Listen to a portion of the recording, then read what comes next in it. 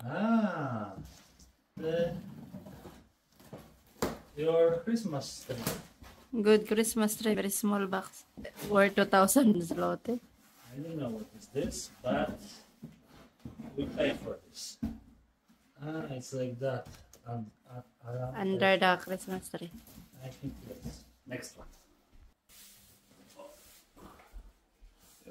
Christmas tree. It's very big. Very big. You need help? Looks small.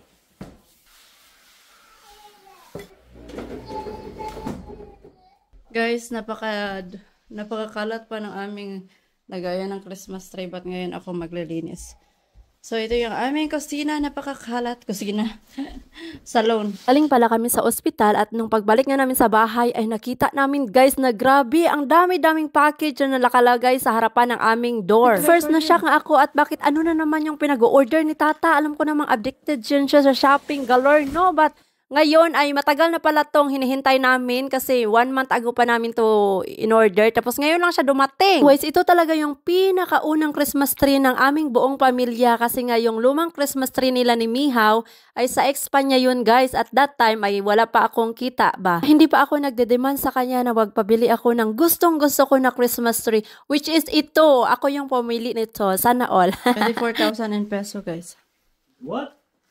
How much is it? 30. 30,000 pala kasi 1,000 plus pala yan. Of course, pera ko yung ginamit ko sa pagbili nito, no? At saka hindi lang naman this year namin to magagamit, kundi whole life namin to magagamit, guys. Gusto be kasi, last year pa ako magpapabili ng bagong Christmas tree kasi nga, diba, that time ay buntis na ako at natupad ko na yung aking mga ginpanalangin kay Papa Jesus na sana magka-baby girl ako. At that year, ay buntis ako kay Lily, of course. Lang ay, alam nyo naman no, dito sa kanila ay napaka-practical nila guys, no? Dahil meron mga kaming lumang Christmas tree dati. Sabi ni Mihaw na wag na lang muna kasi mahal din yung Christmas tree. Kaya nga ako na mismo yung bumili ngayon na year. Naman si Mihaw, nakuripot din niya siya minsan. But I know naman na nasa in a good way yung pagkakuripot niya. Eto, wala na siyang nasabi. Alam niya naman na hardworking ako, no? At pinaghirapan ko to. I mean, pinagtrabahuan ko to ng ilang years before ko nabili tong Christmas tree na pinapangarap ko. Yung feeling guys na hindi mo nabibili dati at ngayon nabibili mo na. Napaka-excited ko nung nakita ko na merong malaking package sa aming door. Nafe-feel ko talaga kahit hindi ko pa alam na Christmas tree yun namin na in-order. Yung feeling na feel mo talaga na yun na talaga yung Christmas tree na in-order mo dahil matagal mo nang in-order at pinapangarap na na meron kang sariling Christmas tree. I mean sa aming family, no? Hindi sa akin lang. Then na ako na mag-decorate kami ni Mihaw together. Sana tulungan niya ako kasi yung gusto ko na together kaming magde-decorate nitong aming Christmas tree. Sa ngayon, kulang-kulang pa yung aming dekorasyon dahil nga ay hindi pa kompleto ricados yung mga nabili ko para sa aming Christmas tree na ito. Oh, with Christmas light. You want with light? Yeah. Much better with lights. Oh, it's moving. Huh. Catitions is what? I like it. Ni Mihaw guys na first time niya daw na magkaroon ng pinakamamahaling Christmas tree sa kanyang buong buhay. Of course, the same kami. Kasi first time ko rin talaga merong Christmas tree.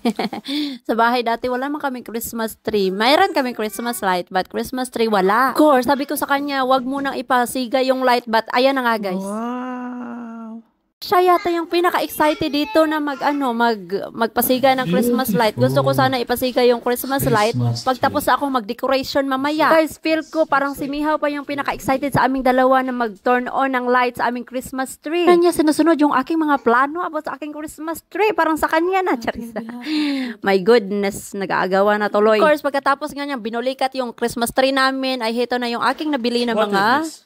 What you buy? Ito yung binili ko last time na ganito ako sa ano. Ah, Christmas ball. Not Very nice. How many balls you buy? 10. 10?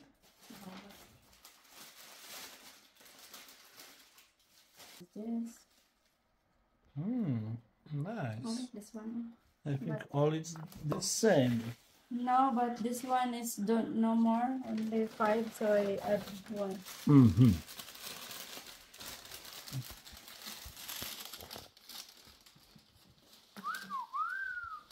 How you like it, Lily? Lily shocked. What happened in our house?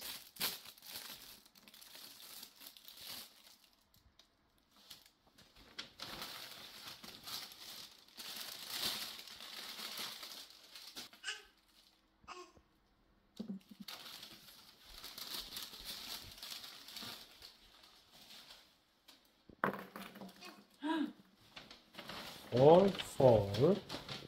And last one. 5 and 4. Oh, 5, 5.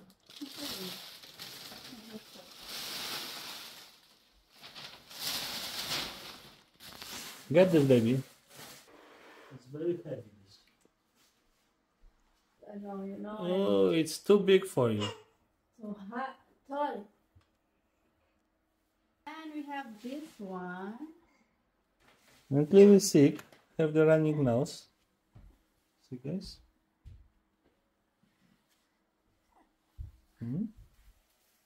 But we are not yet complete because only that one are balls.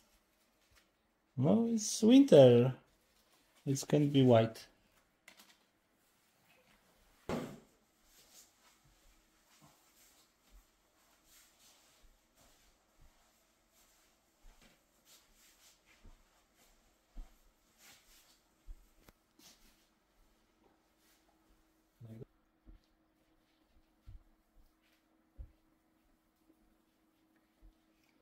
Oh, yeah, I like it. It's for next 10 years.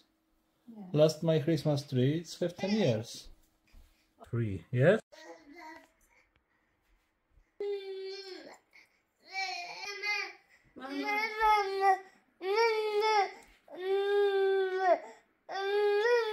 You want to, Lily? You want help, Mama? You are too small, Lily. Proszę. You can eat my finger. No?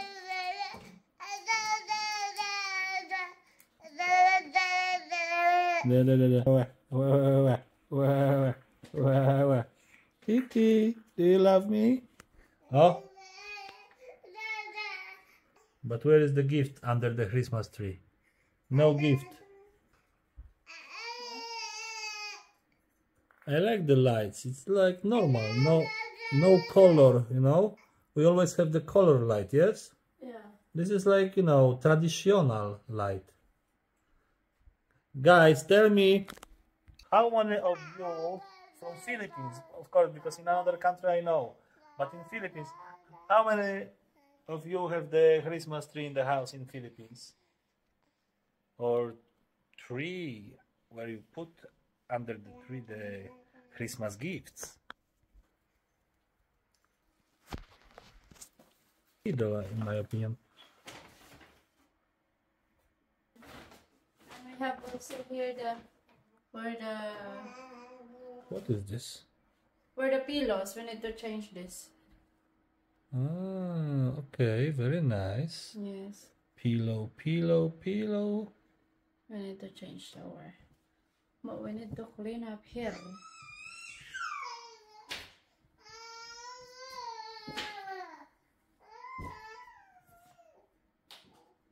Huh, Maybe this one not anymore? I don't know, you put here.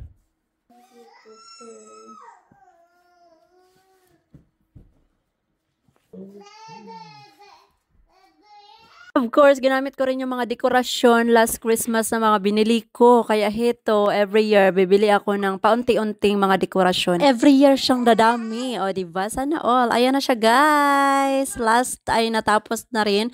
But hindi pa siya totally tapos dahil kulang-kulang pa yung aming na-decorate. At least, meron ng kumukutip-kutitap dito sa aming bahay. Ayan na nga. O, diba? Meron ng parigalo si Oka. Tagal na pala akong nagpacking ng mga regalo. Kaya ayan na nga, guys, na ano na siya, natingob. Regarding naman dito, so at first ay hindi siya wrong spelling. Merry Christmas talaga yan siya, guys. Kaya lang may nasipyat ako, hindi ko siya nalagyan ng rope. Kaya change ko na, naging Christmas na lang. Aywan ko nga, guys. O dyan ko yan siya ilalagay, but hindi ko na siya change kasi masakit siya sa tangkugo. So nandito na si Matite. Tingnan natin kung ano yung reaction niya sa ating ginawang Baby, where are you? Here. Come here. Come here, Matt. You don't have the remove shoes and... Remote. Just go. I will be the one. No, I'll be the one. Come here, love. Toy. Mati, come on. Go to Mom. Look, I have surprise for you. Do you want surprise? Yeah. Come on. Here. Tata is going to doctor. Look. What you see? What did you see? What did you see? Thank you. A Christmas tree. Look. Chris. Ay, what effect? We're going upstairs. Come on, let's go. Let's go up. Ayaw nga pala yung ospital kung saan magpapasurgery si Tata sa kanyang spinal kasi nga last surgery niya ay 2 years ago pa at ngayon ay bumabalik na naman yung mga sakit-sakit kahit saan na lang napunta. And most of the time, nagre-reklamo siya na masakit yung kanyang back tapos pumunta sa hips and then talaga nila tinatantanan si Tata. Grabe, everyday na talaga sumasakit. Wala na talagang tigil yung sakit. I mean, out of 10, 7 daw yung sakit. Guys, nauna kami ni Lily natulog kagabi at heto na nga yung mga ginagawa ni Matt dito sa room ni Alex. Tingnan nyo naman yan. Kinalat niya lahat. Yung mga damitan, pinaghalughog niya, yung mga cards. Ewan ko na lang naman ito ni Matt. Oy, kakainis talaga. Magang umaga, ito na yung nakikita ko. Nilagay niya dito, I mean, transfer niya. Bihan ko nga siya kasi kailangan kong kumuha ni Tata ng kape. Kaya siya muna yung pinalinis ko doon kasi siya naman yung kumalat noon. Kung hindi man niya malinis, edi maglinis siya konti lang. At least meron siyang nagawa ba. Hapon nga din pala ay nag-work si Tata at pagbalik niya ay meron siyang dalang mga Christmas light. Iwan ko saan niya yan ilalagay. Tuhan niya ata yung mga lights na nilagay ko dito sa aming fireplace. O diba, napabili siya tuloy. Ito nga sa bahay, ako yung nagsisilbing alarm clock dito kasi alas 4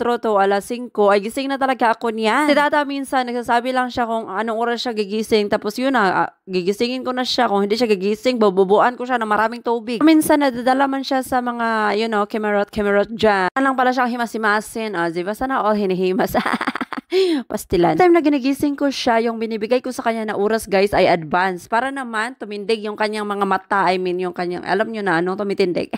Think about it. Tata, we go downstairs. Masz, zjedz to. Zjedz. Nie. No co, no twój pampers, nasikałeś do niego. Nie.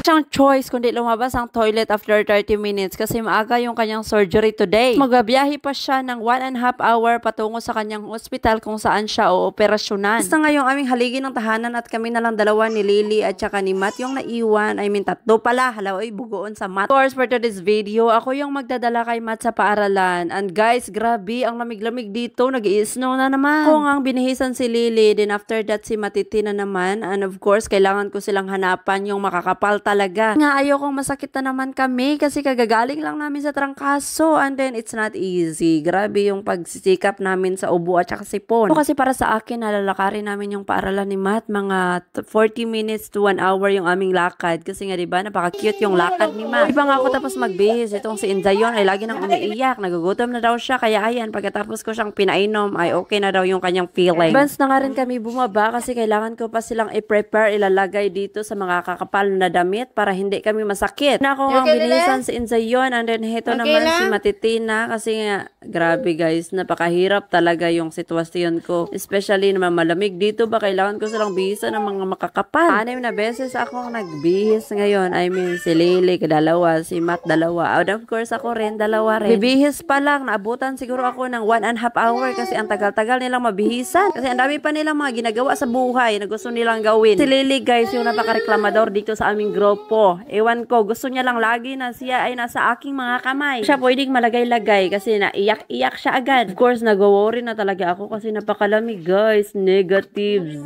yung aming weather ngayon dito sa Poland. Oh my God, help. Lord, help, Lord.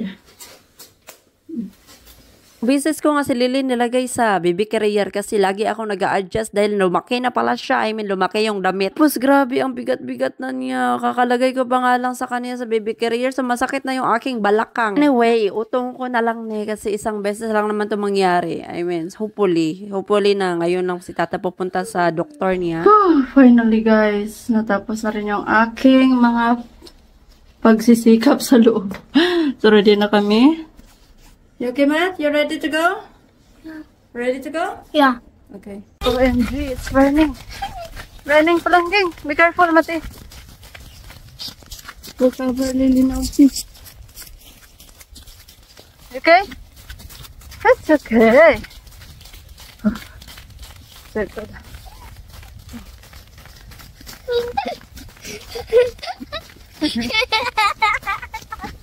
Mati, pun opening mo. No, Mati.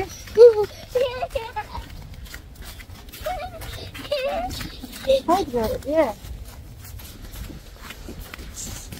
Here.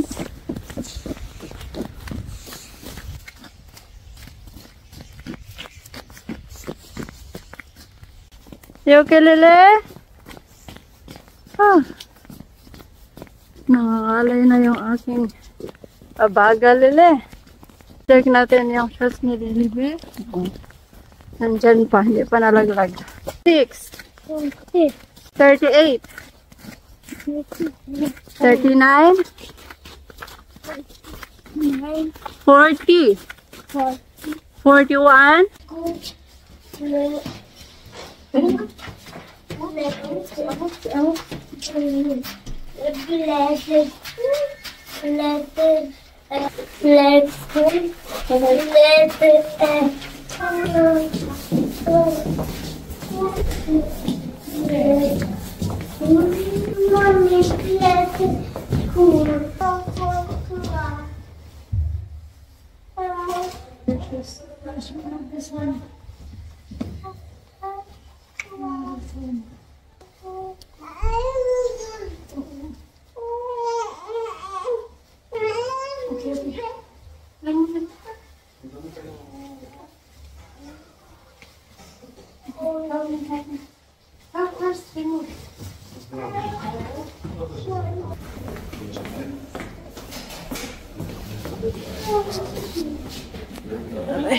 Oh, you're okay, Palangin. Baby, check. Okay. Oh, no. Okay na naman yung ear. Okay na? Okay. Ayos na kami, guys. Oh, no. So, nandun na si Kuya sa school. Hulik na kami ni Enda yun. Grabe, nagdanab na yung aking bibig sa lamig, guys. Takbo-takbo nga kami ni Lily pagbalik sa bahay kasi parang hindi ko na talaga magalaw yung aking mga kamay at saka yung aking mga labi. Hindi ko na maano. And of course, yung unang ginawa ko, minom ako ng mainit para mainitan yung aking mga bibig. Bago din si Lily sa kakalakad namin kaya heto, nung nagdudo na siya, natulog siya ulit. Iniwan ko na lang siya sa bed at then bumaba na rin ako dito para maglinis ng aming fireplace kasi napakalamig ng aming bahay. At akong time kanina magsunog kaya dumiritso na lang kami sa labas para ihatid si Kuya Matt sa school. Anyway, nakasunog na nga ako at chinek ko rin yung mga binili ni Tata na Christmas light kung saan ko ba siya pwedeng ilagay. Syukit nga ako sa mukha ng Christmas light. Ngayon na ako nakikita ng ganitong Christmas light, guys. Kaya ang ginawa ko, binalik ko na lang siya sa box. Hindi ko alam paano siya gamitin talaga. O parang mga nylon. Ewan ko paano yan siya gamitin, guys. Oy, wala sa bukid yarn. Wala na lang si Tata yung gagawa nito mamaya. Oy, kasi hindi ko naman talaga alam. O diba kung kailan pa nagpa-surgery si Tata, siya pa yung papagawin yan. No, hindi naman ma-disable si Tata after na surgery. Mo nasabi.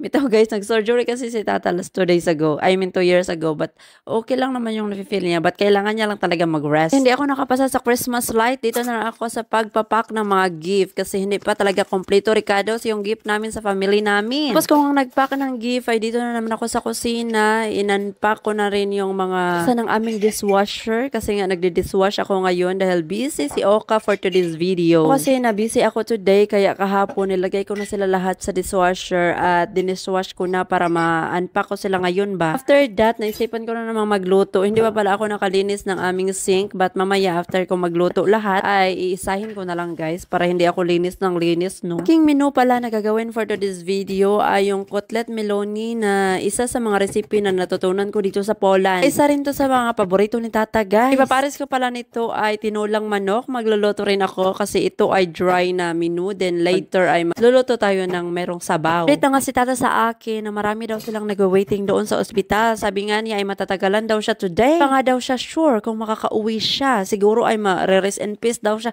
Iwan ko pa itong si Tata. Maraming nga sinasabi. Hindi pa nga siya namamatay. Gusto niya nang mamatay. So, napaka-practical niya lang guys. Binibigay niya na sa akin yung mga, alam nyo na, like mga password, ganito, ganyan. Ewan ko anong nangyari sa kanyang utak ngayon. Feel talaga niya na.